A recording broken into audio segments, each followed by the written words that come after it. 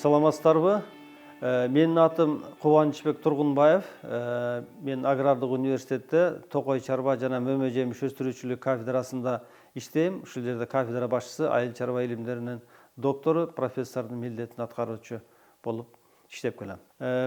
Урматтуу багыбандар, мен силерге бүгүн ушул өрүктү өстүрүү, өрүктү кургатуу, ошондой эле кара өрүк боюнча кыскача билген өзүбүздүн билимибизди айтып бермекмин.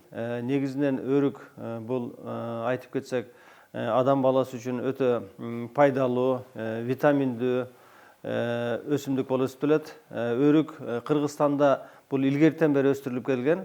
Негизинен өрүктүн таралуу жагы бул Баткен өрөөнүнөн таралган. Негизи Баткен өрөөнүндө азыркы мезгилде дагы жакшы өнүгүп, өсүп, ушу кургатуу багытындагы көп сорттордун түрлөрүн, эски сорттордун түрлөрүн өстүрүп келишет. Андан сырткары Баткенден башка жакта дагы азыр негизи таралган жагы Ысык көл аймагы болуп калды. Ысык көлдүн тегерегинде бул жанакы жаңы түрүндө колдонулган өрүктөрдүн сортторун өстүрүшөт. Өрүктүн сорттору негизинен ушул жанакы кургатууга ылайыкталган. Андан экинчиси бул жанакы жаңы түрүндө жегенге ылайыкталган сорттор өстүрүлөт. Эми ушул өрүктүн таралуусуна токтосок, бул илгертен бери эле ушул Баткен өрөөнү ушул өрүктү кургатып, ошол кургатылган продукциядан ошону менен үй бүлөсүн багып, сырткы сатууга чыгарып, ошону колдонуп келишкен. Негизи бул Баткен өрөөнүндө өрүктүн гүлдөө мезгили бул март айынын аягы, апрелдин башы болуп эсептелет. Анын гүлдөө мезгили 10 мартка чейин созулат. Андан кийин өрүктүн негизги бышуу мезгили бул ушул Баткен өрөөнүн айтып кетсек, бул башынан жосом июндун орто ченинен баштап июлдун аягына чейин бышып, ошол мезгилде негизги жыйноо, андан кийин ошолорду кургатуу жүрөт. Ал эми Ысык көл өрөөнүндө болсо бул кечирээк, себеби дегенде ал жак деңиз деңгээлинен бийигирээк, салкын болгондуктан ал жактан 1 ай, 2 айга чейин айырмачылык берет. Негизи Ысык көлдүн тегерегинде бул өрүктүн бышуусу июль айынын аягына туура келип, андан кийин акыркы мезгилдери бул сентябрь айына чейин бышкан сорттору кездешет. Баткен өрөөнүндө негизинен 15.000 гектардан ашык өрүк зардын аянты кездешет экен. Бул жана айтып кеткендей, бул март айынын аягында, апрелдин башында гүлдөп, андан кийин ошол вегетация мезгили уланып, бышуу мезгили июндун орто ченинен андан ары бул июль айынын аягына чейин ошол жерде бышат. Негизинен булардын бышуусу дагы баягы өрөөндүү зонада эртерээк, андан кийин тоолуу зоналарда кечирээк бышып, ошол мезгилде элдер аны кургатууга жетишет. Мында бир сезондун ичинде ошол Баткен өрөөнүндөгү болжолдуу айтуулар менен ушул өрүктү кургатып сатуудан 2,5 миллиардтан ашык сом иштешет экен. Бул деген өтө жакшы киреше, ар бир үй бүлөнүн жашоо тиричилиги үчүн, ошолордун азыктануусу үчүн бул эң жакшы мөмө жемиш өсүмдүктөрүнүн бирине кирет деп эсептейбиз. Өрүктү чогултуу, кургатуу орточо 2 ай убакытта созулат экен. Мында негизги өрүктүн кургатууга багытталган сорттору эски сорттордон бул Курмайы, Кандек, Мирсанжели, Жолчу, Субхани жана башка сорттору болуп эсептелет. Булар Кандек арасында аябай көп колдонулган. Бул сорттор негизинен ушу кургатууга багытталган өрүктөр болуп эсептелет. Буларды кургатуунун жолдору негизинен мында терип алышып, өрүктү же болбосо таза таарларга күйүп, таза болуш үчүн аны күйүп алышат, же болбосо атайын алдына дөшөлгөн клеенкалардын үстүнө күйүп, тазалап, аны ушул Баткен жергесинде таштын үстүнө же болбосо камыштан жасалган ошол жасалмалардын үстүнө же болбосо таштын үстүнө жайышат. Негизинен эң жакшы кургаганы таштын үстүнө жайылганы. Бул Баткен жергесинде таштарды чогултуп коюшат. Эгер барып калсаңыздар, кээ бир жерде үйүлгөн таштарды көрөсүздөр. Ошол кургатуу мезгилинде аны жайышат дагы, анын үстүнө чогултулуп келинген өрүктү жайышат. Ал өрүктү 3 күндүн ичинде ошол жетилет. Жетилгенден кийин кайтара ошо таштын үстүнөн терип чогултуп алышат дагы, аны ичинен данегин бөлүшөт. Кээ бир сортторду бөлүшпөйт. Бул жанакы айтып аткан Хандек сорту, бул ошол өрүктүн башында эле кургайт. Ал эми башка сорттору болсо ошол ичиндеги данектерин сыртка чыгарып, андан кийин андан ар түрдүү формадагы тоголок, сүйрү же болбосо аны андай формада жасабагандар ошол эле боюнча жайып, аны кургатып алышат. Кургатып алгандан кийин аны сактоого киргизишет. Сактоого атайын жанакы каптарды алышып, ошо капка салып, анын оозун байлашат. Байлагандан кийин алар ошол атайын сактоочу жерлерге же болбосо үйлөрүнүн бир жерине коюшат. Муну баткендиктер сары алтын деп коюшат. Себеби дегенде өрүк сары болуп кургайт, сары болуп бышат, андан дагы ошо жанакы акча түшөт. Ошон үчүн аны баткендиктер алардын өздөрүнүн сары алтыны деп аташат. Өрүк өсүмдүгү бул тез эле түшүмдү берет. Эккенден кийин 3-4 жылдан түшүм бере баштайт.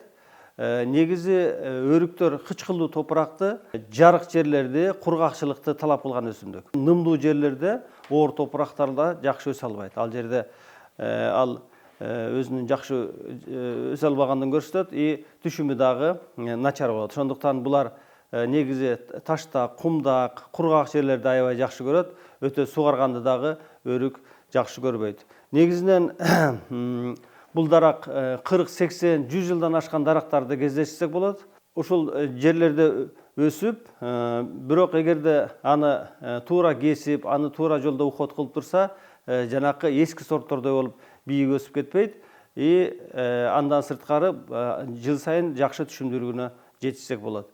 Негизинен азыркы мезгилде биз баягы илгери өрүктү данегини улап жүрсөк, азыркы мезгилде илимдин өнүгүүсү менен бул өрүктөрдү клондук тамырларга улап калганбыз. Ошо клондук тамырларга улоо жолу менен өрүктөрдүн өтө бийик эмес, орточо, жапыз өскөн өрүктөрдү алып өстүрсөк болот. Бул деген жанакы аянтка өрүктү тигүүдө эгерде мурун тиксек 6-5 же болбосо 7-5 тигип жүрсөк, 1 гектарда 300 болсо, азыр болсо 700-800 түпкө чейин 1 гектарда өрүктүн түбүн батырсак болот. Бул деген жанакы өтө бийиктен өрүктү терүүнүн жумушту азайтат. Ошондой эле жанакы агротехникалык жүргүзүлгөн жумуштарды азайтып, аларга жанакы аларды кароо бир топ жеңилдейт.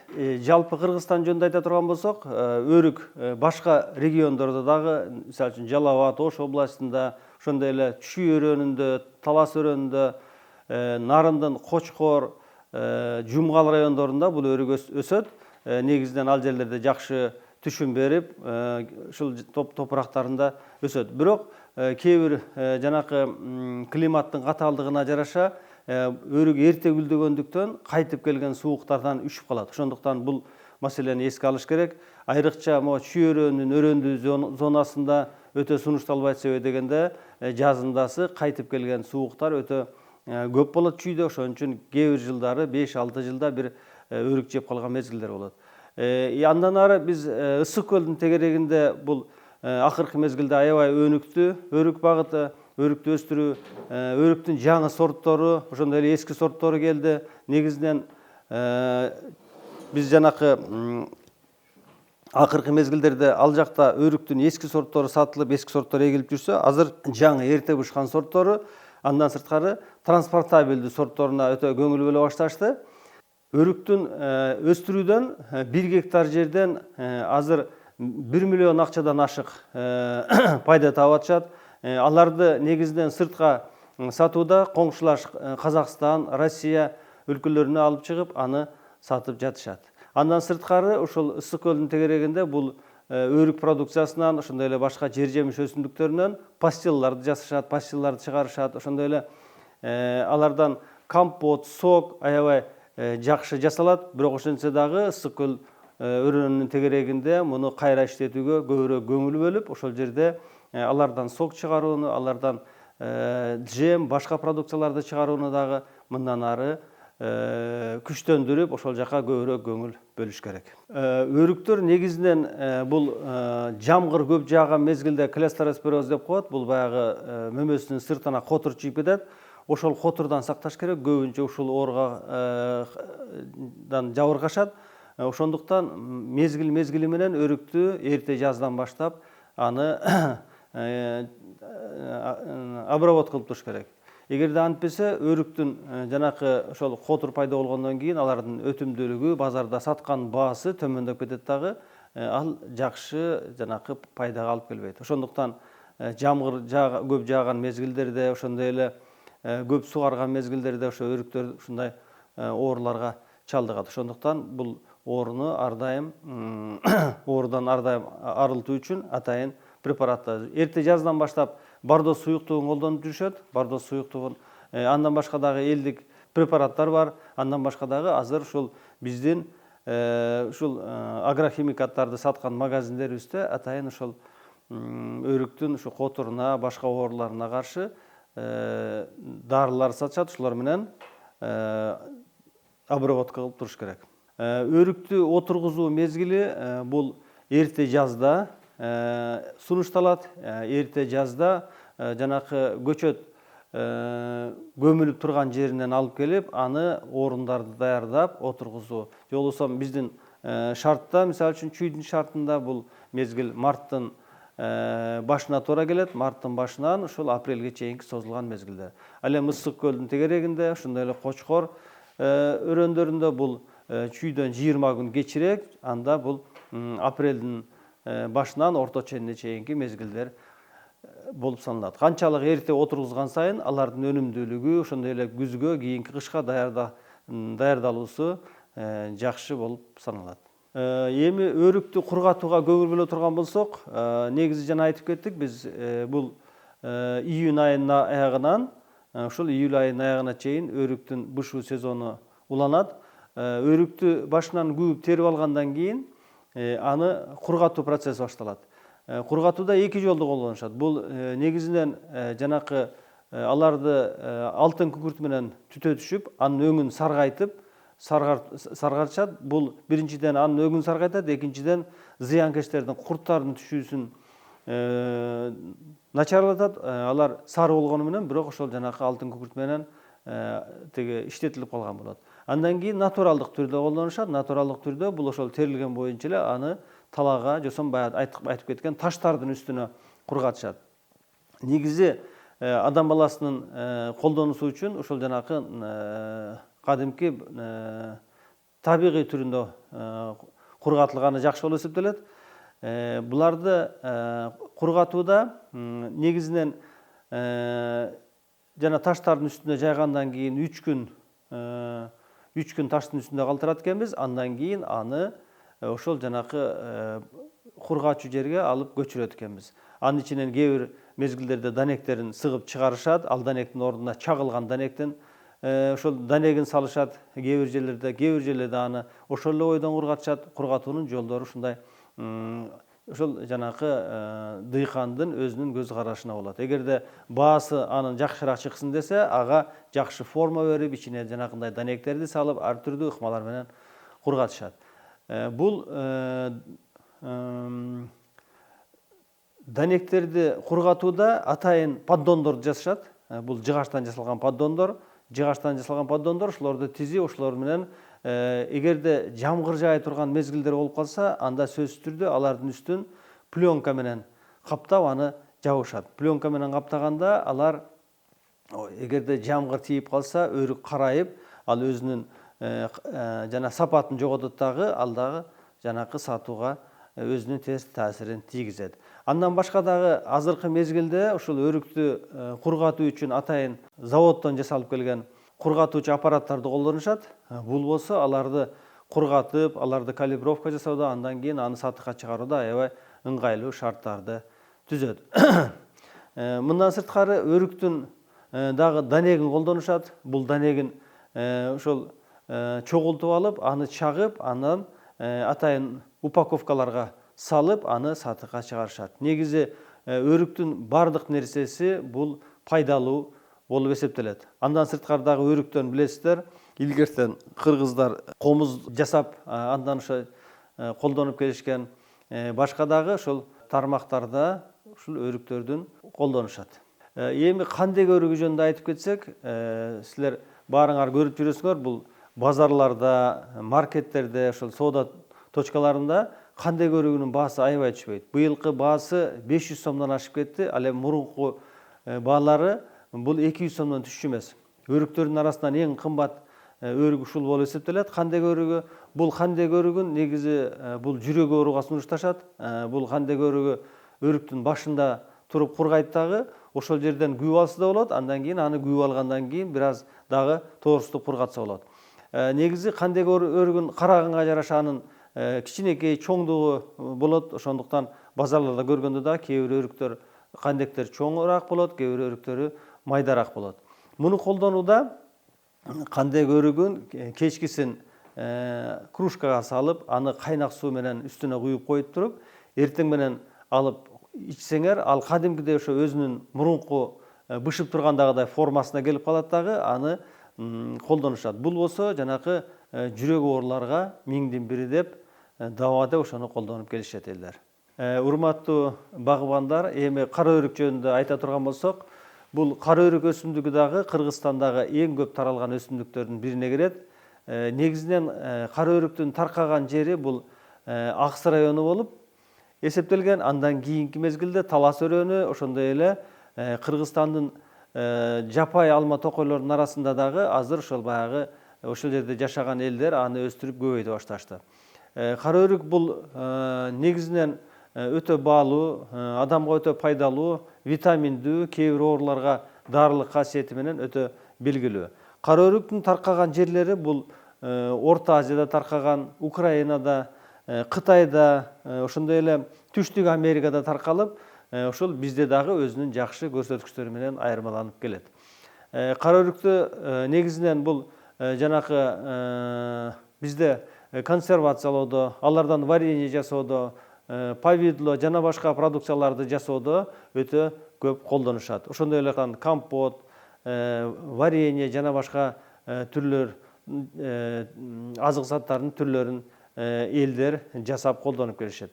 Кара өрүктү андан сырткары кургатып, акыркы мезгилде биздин ушул Аксы өрөөнүндөгү, ошондой эле Талас өрөөнүндөгү кара өрүктүн сорттору, түрлөрү кургатылып, жакынкы биздин коңшу өлкөлөргө сатылып, жакшы пайдасын берип жатат. Кара өрүктү кургатууда негизинен атайын жасалган жабдыктарды колдонушуп кургатышат. Андан сырткары дагы андай жабдыктары жоктор ошол күндүн жылуу мезгилинде атайын жасалган таарларга жайышып, ошондой эле ошол жыгачтан жасалган поддондорго жайышып, кургатып колдонуп келишкен.